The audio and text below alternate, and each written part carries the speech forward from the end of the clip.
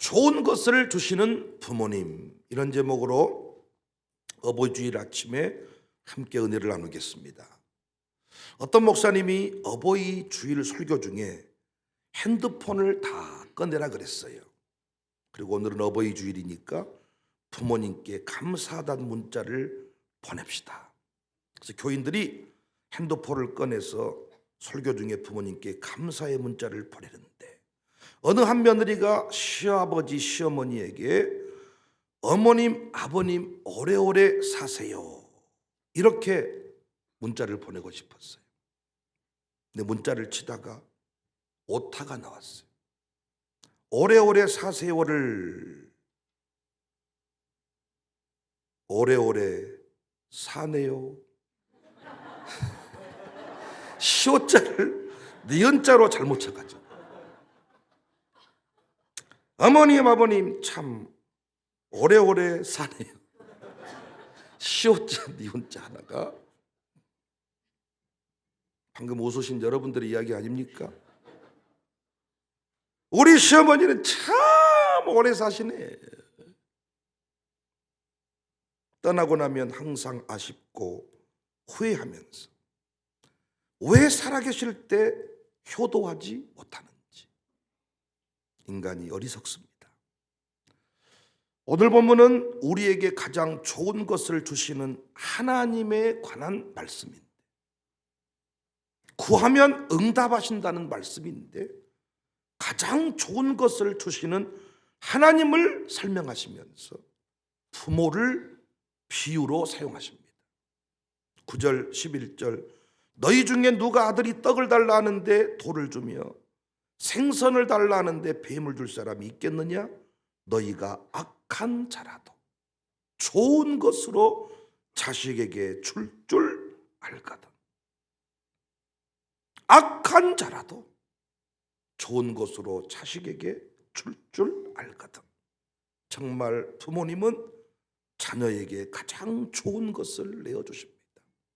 부모님은 계산하지 않습니다.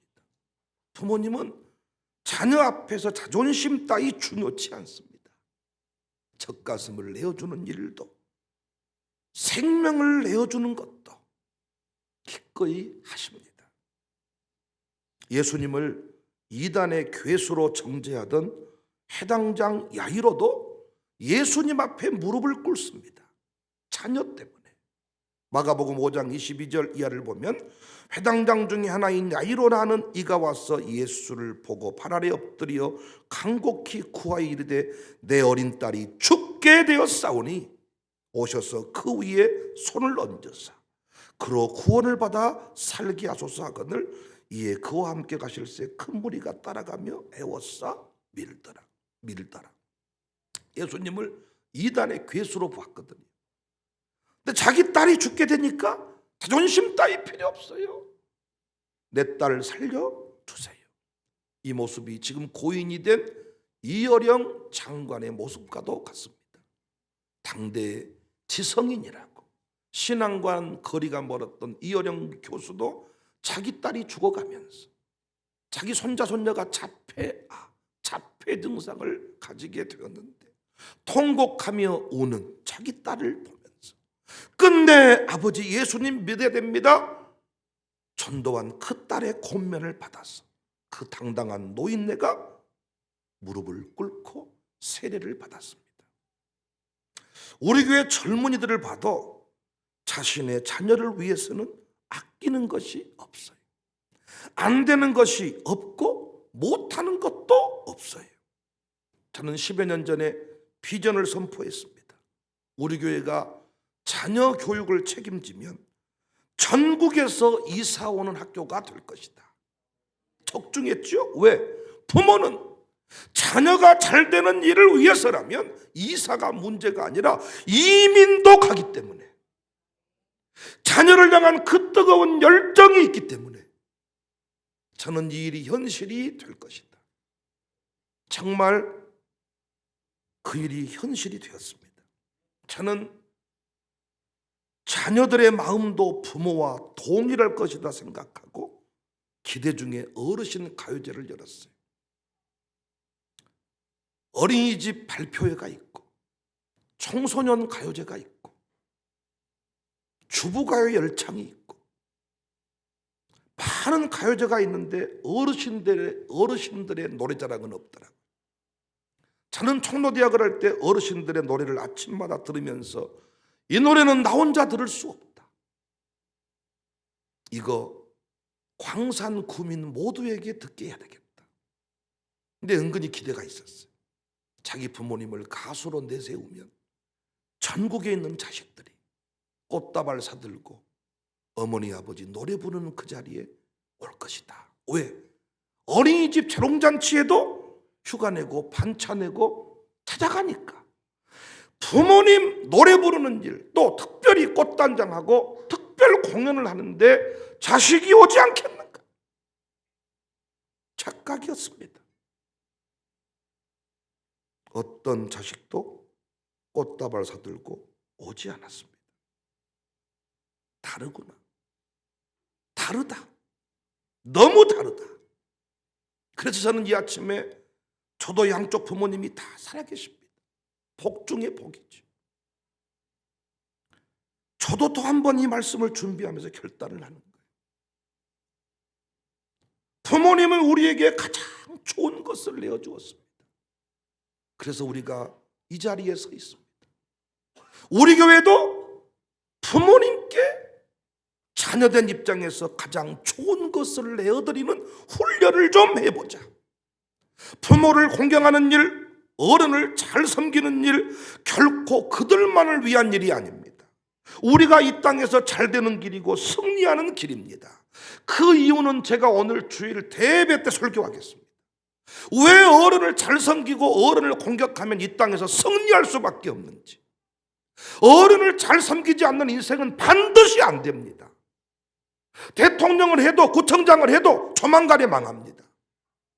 그러나 부모님을 공경하고 어른을 잘 섬기면 그 인생은 목회를 하든지 사업을 하든지 무엇을 하든지 간에 잘 될 수밖에 없어. 그 이유를 제가 구체적으로 단순히 부모님 섬기면 복받아 이런 기복적인 개념이 아니라 제가 원리로 말씀드릴게요. 부모님은 자녀를 위해 좋은 것을 내어줬습니다. 그러나 자녀는 부모를 위해 그렇게 하지 못합니다. 우리 교회가 그 일의 모델이 되었으면 좋겠어요. 좋은 것을 내어주는 자녀들이 됩시다. 우리가 부모님께 좋은 것을 내주자 했는데 구체적으로 어떤 것이 좋은 것인가? 제가 조금 기도하며 묵상을 해보니까 우리가 부모님께 내어드릴 좋은 것은 첫 번째로 돈을 내어드려야 돼요. 나이가 들어가면서 부모님이 경제적 능력이 떨어져요. 부모님께 필요한 게 경제적 부양이에요. 물론 부모님이 경제적 능력이 있는 경우도 있지만 그 돈 부모님이 잘 못 쓰십니다. 그래서 부모님이 쓸 돈을 드리는 거예요. 부모님은 유산이 있어도 재산이 있어도 그걸 못 쓰시더라. 왜? 다 몫을 지어놓은 거예요. 이건 큰아들 거, 이거 작은아들 거. 못 쓰셔. 그래서 우리가 할 일이 뭐냐? 가장 귀한 것. 여러분이 가장 내두기 어려운 게 뭐예요? 물질입니다. 그래서 우리도 부모님께 귀한 것을 내어주는 훈련을 하자는 거예요. 부모님이 오래 살도록 부모님을 공경하고 잘 섬기는 일이 그들만을 위한 일이 아니라 후대가 잘 되는 길임을 제가 말씀드린다니까요. 부모님을 봉양하는데 물질로 봉양하자. 그래서 기독교 학자들 중에 일부는 하나님께 드리는 10의 1조, 그 수준의 10의 1조를 부모님께도 드려야 한다고 실천 방안을 내놓기도 합니다. 저는 전적으로 동의합니다. 하나님께 10의 1조를 드리듯이 부모님께도 정기적으로 용돈을 드리고 부모님 섬김 항목을 만들어줘야 된다는 거예요. 어떤 자녀는 부모님의 병원비를 정기적으로 책임을 집니다. 어떤 자녀는 부모님의 약값을 책임집니다. 요양원에 모시고 요양원비를 책임지는 경우도 있습니다. 저는 그것도 좋다고 생각해요. 어떻게든 물질로 섬겨야 돼요. 이 부분을 예수님이 정확하게 지적했지요. 마태복음 15장 4절 이하를 보면 하나님이 이르셨으되 내 부모를 공경하라 하시고 또 아버지나 어머니를 비방하는 자는 반드시 죽임을 당하리라 하셨거늘 너희는 이르되 누구든지 아버지에게나 어머니에게 말하기를 내가 드려 유익하게 할 것이 하나님께 드림이 되었다고 하기만 하면 그 부모를 공경할 것이 없다 하여 너희의 전통으로 하나님의 말씀을 폐하는도다. 하나님을 섬겨야 되기 때문에 부모님 섬길 돈이 없습니다, 이런 소리 하지 말란 말이에요. 자기 자식을 위해서는 우유값 어떻게든 만들어서 우유를 먹이고 좋은 기저귀 채우고 어떻게든 자식을 위해서는 돈을 만들어내면서 부모님을 위해서만큼은 돈이 없습니다, 돈이 있어야 드리지요, 이런 소리 하지 말자는 것이지요. 가장 귀한 것을 내어주는 교회, 우리 교회가 실천했으면 좋겠습니다. 사실 항목을 정해서 부모님께 돈을 드려도 우리가 부모님께 받아온 게 더 많습니다. 심지어는 자식이 용돈 드린다고 드리지만 그걸 모아서 나중에 또 자식이 힘들면 내어주는 것이 부모님입니다. 그런데 자녀는 아예 대놓고 섬기지 않습니다. 하나님이 기뻐하지 않습니다. 영광이 되지 않습니다. 하나님 나라 확장을 이룰 수가 없습니다. 우리 교회는 부모님께 귀한 것을, 좋은 것을 내어드리는 훈련을 해야 되는데 물질을 내어드리는 훈련 할 수 있기를 바랍니다. 그래서 어버이날 찾아뵀으면 좋고, 이번 한 주간 교회력으로 어버이 주일이니까 용돈 결단하십시다. 물질 봉양 결단하십시다. 두 번째, 우리가 드릴 좋은 것은 시간을 내어드리는 거예요. 나이가 들어가면서 부모님들이 가장 힘든 게 외로움입니다. 고독입니다. 은퇴 이후에 핸드폰 전화 통수가 현저하게 줄어듭니다. 담임 목사 아니면 교회 아니면 만나줄 사람이 없습니다. 요즘 전화가 좋아서 영상통화 등을 하기도 합니다만은 나이가 들어가는 부모님에게 가장 큰 선물은 함께 시간을 보내는 것입니다. 요즘에 젊은이들 시간 내기가 얼마나 어렵습니까? 바빠요. 힘들어요. 눈코 뜰 새가 없어요. 정신이 없어요. 그래서 그냥 용돈만 온라인으로 띵동 보내면 끝인데 그것만으로 안 된다는 것이지요. 시간을 내어서 함께 시간을, 이 얼굴을 맞대고 시간을 보내는 것입니다. 이게 얼마나 중요한지 제가 오늘 설명드린다니까요. 바쁘지만 부모님을 찾아가야 돼요. 그래서 우리 기독교인의 최고의 효도는 제삿날이 아닙니다. 생일날, 어버이날. 아무리 치가 바빠도 생일날하고 어버이날은 찾아와야 돼요. 안 찾아온 자식은 여러분 잘못 키우신 거예요. 회개하셔야 돼. 진짜 잘못 키웠어. 우리가 오지 마라. 코로나 걸리면 안 되니까 오지 마라. 그래서 나중에는 아예 그런 줄 압니다. 그런데 우리 교인들은 부모의 말을 반대로 듣자 훈련했죠. 오지 마라. 코로나 걸리니까 오지 마라. 그 말은 코로나 걸려도 와라 이 새끼야, 이 소리요. 안 와. 쌍놈들입니다. 제가 장례 인도할 건데 묘동 앞에 울기만 하면 내가 기싸대기를 씌려보려고 그래요. 이 새끼들. 이런 말 할 때는 왜 이렇게 감정이 확 들어간지 몰라요. 상처가 많은 거. 내가 알아, 몇 사람을. 안 찾아오는 놈들을. 그래서 그 사람이 문득 확 떠오르면서 감정이 확 들어가 버리네요. 미안합니다. 설교 실패했네요. 아무리 좋은 말도 감정이 들어가. 오지 마라, 바쁘니까. 그런데 놀라운 것은 청소 다 해놔. 반찬도 해놓고 잠자리까지 만들어놔. 반찬 못 만드는 엄마는 어디서 다 공양을 해다가 다 준비해놨어. 밥 주려고. 반찬 만들지 못한 엄마는 어서 얻어다 놓는다니까. 오늘 또 주일 밥 먹고 막 싸 아마. 그 이유는 자식 오면 주려고. 어떤 집은 손자 손녀를 안 데리고 가. 왜 누구는 안 왔다냐? 학원 갔습니다. 고3입니다. 그렇게 대학 가본들 그놈 조만간에 망합니다. 왜 망한지는 제가 오늘 주일을 대비해서 설명한다니까요.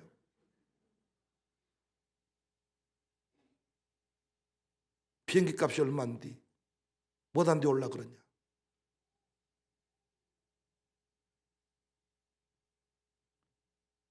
손자 손녀 학원 간다고 명절 때도 부모님 찾아뵙지 않고 동의하지 않는 경우가 있는데 제가 장담합니다. 그놈 안 풀립니다. 끝내 집니다. 끝내 승리 못합니다. 할머니 할아버지 살아계시는 한 시간을 내서 같이 캠프를 떠나고 같이 시간을 보내는 것. 그래서 자식보다 더 좋은 게 손자 손녀. 같이 시간을 보내게 하는 것. 이것이 효도입니다. 그리고 우리가 실천해야 될 좋은 것 내어드리는 습관입니다. 우리 교회가 이 훈련을 해보십시다. 부모님 찾아뵙는 것, 같이 시간을 보내는 것. 저에게는 주말 시간을 열어드렸기 때문에 얼마든지 가능합니다. 주일 성수를 꼭 범하지 않아, 주일을 범하지 않아도 얼마든지 주말 시간 이용 가능합니다. 저는 우리 직원들도 부모님 섬기겠습니다. 가정일 있습니다. 저는 막아본 적이 없습니다. 부모님 찾아뵙겠습니다.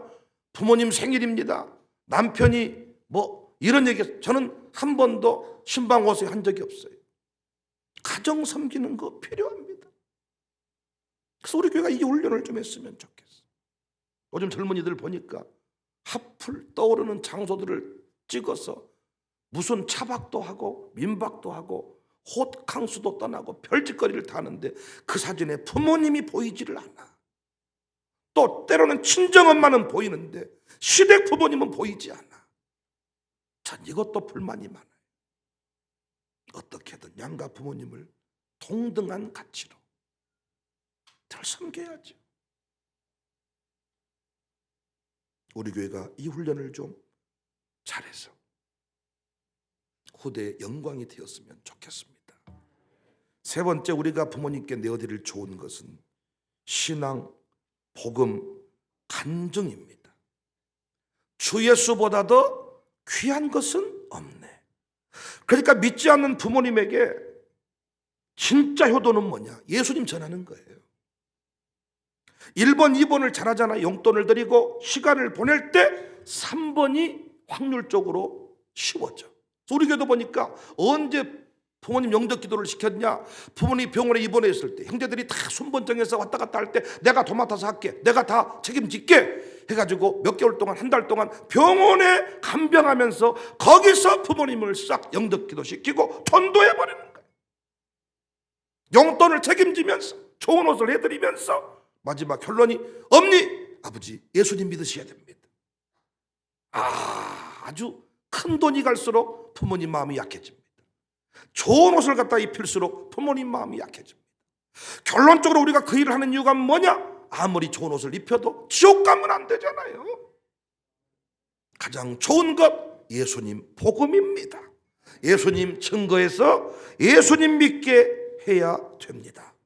그런데 그분이 믿음의 부모님이라면 어떤 열매를 내어드려야 되느냐? 신앙생활을 잘해서 간증을 내어드려야 돼. 간증. 그분이 장로님이고 목사님이고 권사님이다 이러면 어때? 신앙생활을 잘해서 그 간증의 열매를 부모님께 드리는 것, 이것이 효도입니다. 저의 경우는 최고의 효도가 뭐겠어요? 목회를 잘해서 그 간증의 열매 계속 나누는 것입니다. 장로님들의 열매, 성도들의 열매를 자랑하는 것입니다. 저는 양가 부모님이 다 예수님을 믿으니까, 목사님이고 안수집사고 전도사님이시니까 그분들의 기쁨은 뭐겠어요? 제가 열심히 목회해서 땅을 10,000평 샀습니다, 이런 얘기겠습니까? 목회를 잘해서 교인들이 너도 나도 어떻게 해서 저런 멋진 사위를, 어떻게 저런 멋진 아들을 어떻게 세우셨습니까? 나도 그런 길을 걸어가겠습니다. 목회를 잘해서. 야, 너 그거 못 보던 옷이다. 장모님이 사주셨어. 그거 못 보던 차다. 우리 집사님이 사줬어. 그거 너 요즘에 옷 우리 권사님이 해줬어. 뭔가 열매를 주렁주렁 그 열매. 아버지 이거 줍디다. 장로님이 아버지 갖다 주라고 줍디다. 이거 뭐냐, 권사님이 아들 잘나놨다고 줍디다. 뭔가. 그런데 부모님을 안 섬기니까 내가 부모님을 챙겨줘야 되고, 누가 주일 오후에 끝나고 밥도 차 한 잔도 먹자고 안 하니까 내가 부목사 시켜서 부모님 챙겨라, 목사님 챙겨라, 예 챙겨라. 이건 참 슬픈 일이 아니냐.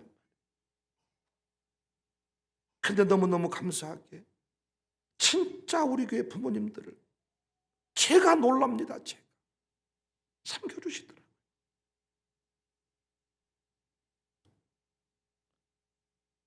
자녀의 입장에서 부모님이 내게 주신 것 양에 차지 않을 수 있습니다. 왜? 상대적인 평가가 가능하니까. 그러나 부모님의 입장에서는 최고의 것이었습니다. 너희가 악한 자라도 자녀에게 좋은 것을 줄 줄 알거든. 오이수 권사한테 물어봐요. 희재한테 나쁜 걸 줬는가? 희재 입장에서는 저놈은 명품 외에는 눈에 차지도 않아. 아주 허세가 충만해가지고. 부모님이 지한테 뭘 줬냐 말할 수도 있겠지만 아니겠죠. 최고의 것을 줬죠. 최고의 것을. 그러니까 우리도 이제는 부모님에게 최고의 것을 드리자. 그 안에 형통이 있고 그 안에 승리가 있다. 그러니까 우리 교회가 그 일의 모델이 됩시다. 그래서 우리 교회 어른들을 잘 공히 섬기는 교회로, 우리 교회 은퇴하신 목사님들이 아주 앞으로 100명이 넘을지도 몰라 잘 섬긴다는 소문이 전국에 퍼져서 은퇴 이후에는 청사교회 가서 내 노년의 삶을 살고 싶다. 이것이 얼마나 유익한 일인지를 제가 주일 대회 때 설명드린다니까요. 은퇴하신 전도사님들, 목사님, 사모님을 사셨는데 목사님이 떠나시고 홀로 된 사모님들, 청사교회 와서 노년의 삶을 남은 생을 살아야 됩니다. 서울에서 치열하게 살다가 은퇴하면 자연인이라 돌아가는 게 아니고 은퇴 이후에 청사교회 내려가 살아야 되겠다. 그래서 어른들을 잘 섬기는 교회. 백윤영 목사 참 젊은 사람이 싸가지가 없다 이게 아니고 참 어른들을 잘 섬기대, 어른들을 알아보는 목사들, 이런 평가를 받아야 제 목회가 됩니다. 여러분, 많은 경우 이제 우리 교회 신자들이 부모님이 함께 신앙생활하는 경우가 많이 있는데 신앙생활 똑바로 하세요. 진짜 부모님 여러분에게 요구하는 것은 어떤 의미에서 믿음의 부모님이라면 1번, 2번이 아닐 수도 있어. 진짜 부모님 원하는 것은 주일 성수 똑바로 하는 거야. 어머니, 나 오늘 예배 드리고 왔습니다. 어머니, 오늘 목사님 설교 말씀에 참 은혜를 받았네요. 이런 소리. 어머니, 내가 요즘에 어머니를 위해 기도 들어갔습니다. 아버지를 위해 기도 들어갔습니다. 아버지 힘드시다면서요. 내가 요즘에 새벽기도 빠지지 않습니다. 이런 간증이, 이런 고백이 효도이지 않겠어요? 노영훈 집사, 박선희 집사, 친정어머니, 친정아버지, 시어머니, 시부모님, 자기 부모님 모시고 사는데 진짜 그들에게 요구하는 게 박예열 장로님이 돈 100만 원씩 용돈 받는 것이겠습니까? 바라는 게 없을 수 있어. 너희들 나와 새벽에 기도해라. 다른 사람 양육사 할 때 너희도 양육사 해라. 노서방 양육사 해라. 이 고백이지 않겠어요? 진짜 믿음의 부모님이라면 자식이 신앙생활 똑바로 해서, 야야야, 네 목사님 우리 교회 부흥회 오셨는데 네 얘기밖에 안 하더라. 너무 기뻤다 하더라. 이런 소식. 신앙생활을 똑바로 해야 됩니다. 예수님 믿지 않는 부모님이라면 어떻게든 전도의 기회를 얻어서 요양원에 가셨을 때 내가 돌볼게. 내가 섬기면서 그때 전도의 최고의 기회거든요. 예수님 복음을 전하고 예수님 믿는 부모님은 신앙생활 똑바로 했어. 아야, 네 교회 보니까 너 없으면 안 돌아가겠더라. 야, 참 잘한다, 잘해. 내가 너를 위해 평생 그렇게 기도했다. 네 목사님이 너 보니 행복하겠더라. 나도 진짜 네 목사님, 네 곁에 네 목사님 같은 분이 있어서 나 행복하다. 이런 소식을 만나면, 자식이 목사고 뭐 동생이 목사면 만날 때마다 와, 막 이런 감정이 넘쳐야 되는데 자기 교회 흉보고 자빠져 있어요. 신앙생활이 서로 엉망진창. 혹시 육적인 부모가 없으십니까? 믿음의 부모를 정하세요. 칼빈은 영적인 부모가 목사라고 했습니다. 믿음의 부모가 없다면, 육적인 부모가 없다면 목사를 그런 마음으로 섬기세요. 교회 내에 믿음의 부모를 정하세요. 그렇게 섬기세요. 그것이 얼마나 복된 일인지는 제가 주일을 대회 때 설명한다니까요. 부모를 공경하고 효도하고 어른을 잘 섬기는 일이 끝내 승리하는 길임을 제가 설명을 드려요. 그거 안 되면 절대로, 말씀에서도 이미 이 땅에서 장수한다, 이 땅에서 잘 된다 그랬는데 진짜 안 됩니다. 그건 단순히 하나님이 괘씸해서 이렇게 그냥 뭐 저주를 준다 이 개념이 아니고 원리가 그래. 원리가 왜 당시에, 왜 구약시대에 부모님을 공경하라고 했는지, 어른들 앞에 똑바로 서고 그를 섬기라고 했는지를 당시에 그 상황적인 배경을 통해서 원리를 공부해 보면 여러분 이해할 수 있습니다. 그래서 우리 교회는 어른들에게 최고의 것을 대접하면서 그분들과 식사 한 끼를 하는, 이걸 시간 낭비라 여기면 안 돼요. 그것이 인생이 대박나는 지름길입니다. 어른을 섬기는. 그리고 반드시 현대 최첨단을 달리는 우리 손자 손녀 아들 딸일지라도 할머니 할아버지 집, 우리 부모님 집, 이곳에 자녀를 늘 동행하고 그곳에 함께하는 이 일들이 그 자녀를 대박나게 하는 길임을 잊지 마세요. 바쁘니까 오지 마라, 이런 소리 하지 마세요. 야, 너 무슨 대단한 일을 하길래 생일날에도 안 찾아오냐? 이건 책망받을 만한 일입니다. 오지 마라, 오지 마라, 됐다 됐어, 큰일 날 소리입니다. 어버이날 아무것도 안 사오고 입만 씻었다, 당장 전화하셔야 돼. 야, 다른 집은 막 꽃다발이 들어오고 자동차가 들어오고 넌 뭐다고 자빠져 있냐? 책망할 일입니다. 됐다, 돈이 어디 있다고 하지 마라. 이건 자식을 망하게 하는 지름길입니다. 가져오라고 하세요. 받으세요. 효도를 받으세요. 됐다 하지 마라. 받으세요. 며느리가 뭘 해오면 좀 받으세요. 음식을 좀 해와도 맛없어도 좀 드세요. 뭐 먹겠다. 아야, 소금 가져와봐라. 착착착착착. 그러면 안 되는 거예요. 갈 때 어디다 갖다 버려버릴지라도 좀, 이게 얼마나 섬기기 해야 돼. 섬기기. 저는 오늘 아침에 좋은 것을 주시는 부모, 가슴에 감동이 왔습니다. 부모님이 살면 얼마나 사시겠나. 한 달 한 달이 다르고 1년 1년이 다르더라고. 팍 꺾어져 버리더라고. 팍 꺾어져. 60 지나고부터는 팍 꺾어져. 몸이 좀 아프시면 팍 떨어져 버리고, 팍 떨어져 버리고, 조금씩 떨어진 게 아니고 팍 꺾여져.